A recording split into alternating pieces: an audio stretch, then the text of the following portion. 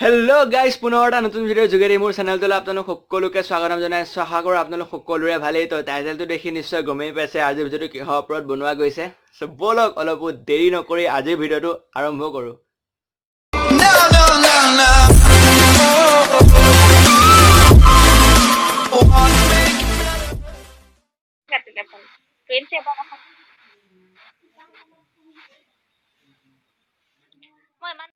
তো আপোনালোকে সকলোৱে হয়তো গমেই পাইছে এই ভিডিঅ'টো বহুত ভাইৰেল হৈ আছিলে কেইদিনমানৰ আগৰ পৰা। পুৰা ছ'চিয়েল মিডিয়াত, পুৰা ফেচবুকত পুৰা জিলিকি আছে, পুৰা ট্ৰল দি আছে।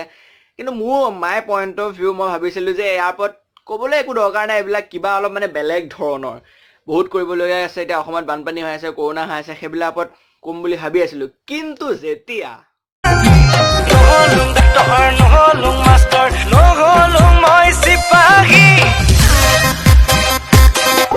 ইমান মৰম লগা বুবুগীটা একদম মৰম লগা তো যোনে যোনে মোক প্ৰথমৰ পৰাই চাইছে সকলোৱে জানে মই কাৰ কাৰণে আজি ইমান ওপৰত নহয় বাৰু, বহুত ওপৰত ইমানখিনিলৈ গৈ আছোঁ সকলোৱে জানে। তো মানে ভাল লাগে মানুহজনৰ লগত কথা পাতি, মোৰ মানুহজনৰ বিষয়ে অলপ কৈ। তো এইবোৰ কিহৰ এক্সপ্ৰেশ্যন, মানে এক্সপ্ৰেশ্যনটো কি বুজাব বিচাৰিছে তুমি এক্সপ্ৰেশ্যনটো দি? অতীতক নাযাবা পাহৰি বুলি কথা এষাৰ আছে মিষ্টাৰ ৰাজা ডাঙৰীয়া। পাহৰি গ'লা? তোমাৰ কি হৈছিলে আজিৰ পৰা এবছৰ হ'ল জানো? হ'ল নেকি, এবছৰমানৰ আগত।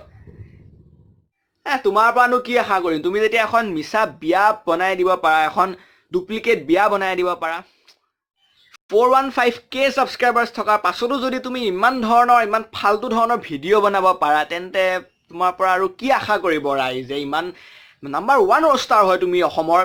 অলপ ৰেচপেক্ট নহয়, ৰেচপেক্টটো তোমাক কোনে কোনে কৰে মই নাজানো। অলপ জ্ঞান থাকিব লাগে।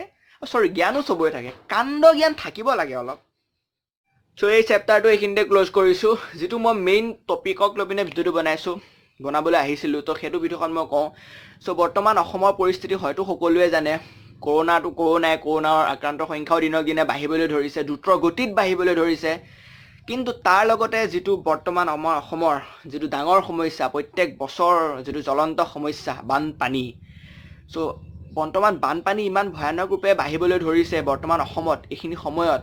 চ' আপুনি কল্পনাও কৰিব নোৱাৰে বানপানীৰ কাৰণে কিমান মানুহ ঘৰ বাৰী উটি গ'ল, কিমানৰ প্ৰাণহানি হ'ল। আহি পিনে মথাউৰি, ওখ মথাউৰিত বা হাইলেণ্ডাৰত আহি পিনে কাষ চাপিছেহি। এতিয়া মোৰ মেইন কথাটো হ'ল আমাৰ মিডিয়া, আমাৰ আছামিছ মিডিয়াবোৰ নকওঁ বাৰু, ইণ্ডিয়ান মিডিয়া। চ' প্ৰথমে মই আমাৰ মিষ্টাৰ অৰ্ণৱ গোস্বামীক মই ক'ব বিচাৰোঁ, কি কৰি আছে গৈ তাত ৰিপাব্লিক টিভি পেহেনচোদ।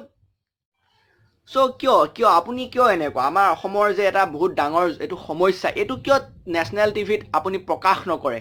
নিজৰ স্বাৰ্থ পূৰণৰ কাৰণে যে অমুক তমুক কিবা কিবি যে কৰি থাকে, এনেই কিছুমান মানে অনৰ্গল কিছুমান শ্ব' যে পাতি থাকে, এইটো এটা ইমান ডাঙৰ সমস্যা। এইটো কিয় আজিলৈকে যে একো কোৱা নাই কিয়? আৰু ভৱিষ্যতলৈ কেতিয়াবা হ'বনে? আপোনাৰ পৰা আৰু কি আশা কৰিব? কি আশা? কোনেওতো ভালো নাপায় চাগে, ভাল পোৱা কেইটাও চাগে। ইয়াৰ পাছত আৰু অন্য কেইটামান চেনেললৈ যিসকলে অনলি TRPৰ বাবে কাম কৰি আছে। TRPৰ ফুল মিনিং কি সেইটোৱে নাজানো বাৰু মই। চ' সেইকেইটা চেনেলক ক'ব বিচাৰোঁ, যোনে গমেই পাইছে কাৰ কথা ক'ব বিচাৰোঁ। আজতক, NDTV, কিবা কিবি আৰু ঢেৰ চেনেল আছে, নেশ্যনেল টিভি চেনেল। চ' এতিয়া ৰিচেণ্টলি অমিতাভ বচ্চনৰ COVID-19 পজিটিভ হৈছে, আৰু তেওঁৰ লগতে অভিষেক বচ্চন, ঐশ্বৰিয়া ৰায়, সকলোৰে হৈছে। এতিয়া আমি সকলোৱে তেওঁলোকৰ সোনকালে যে সুস্থ হৈ উঠক সকলোৱে মনৰ পৰা বিচাৰোঁ। ইমান এটা বিগ চেলিব্ৰিটি সকলোৱে বিচাৰিব, সকলোৱে প্ৰাৰ্থনা কৰিছেও। কিন্তু তাৰ মিনছ এইটো নহয় যে আপুনি আপোনালোকে খালি দিনে ৰাতিয়ে তেওঁৰ বিষয়ে দি থাকিব। সুবাহ অমিতাভ বচ্চন নে উঠকাৰ নাস্তা কিয়া, খুদ উঠকাৰ পেচাব কি, লেট্ৰিন কি, হোৱাট দ্য ফাক। এইফালে অসম বিহাৰত কিমান মানুহ খাবলৈ নাপাই মৰি আছে, বানপানীৰ কাৰণে কিমানৰ ঘৰ উটুৱাই লৈ গ'ল, পানীয়ে কিমানৰ ঘৰ উটুৱাই লৈ গ'ল। তাৰ পৰা উঠি আহি তেওঁলোকে মাথাউৰিত কাষ চাপিছে, আৰু plus corona virus, social distancing ৰিপ। চ' এইবোৰ কিয় নেশ্যনেল টিভি শ্ব'ত প্ৰকাশ নাপায়? কিয় নাপায়? কি অসমৰ সমস্যা ভাৰতৰ সমস্যা নহয় নেকি?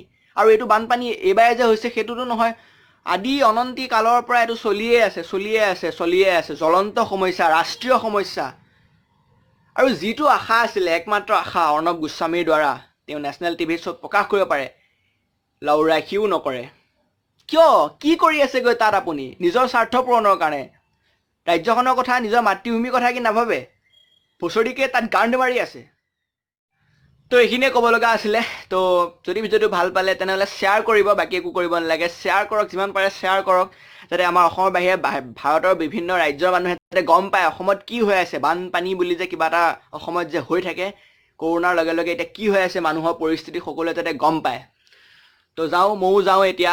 কিবা বোলে পানীৰ তলেৰে সুৰংগ বনাব বোলে, কিবা শুনি আছোঁ। চ' কণ্টেক্ট এটা কৰোঁগৈ। পানীৰ তলত মানুহ যাওঁতেতো কিবা কিবি লাগিব ন, এই বিধো লাগিব। আগতীয়াকৈ কণ্টেক্টটো কৰি লওঁ, মাল হৈ যাম ন। আপোনালোকক তেতিয়া কি লাগে চব দিম মই। তো পুনৰ এটা নতুন ভিডিঅ'ৰ যোগেদি লগ পোৱা আশাৰে আজিলৈ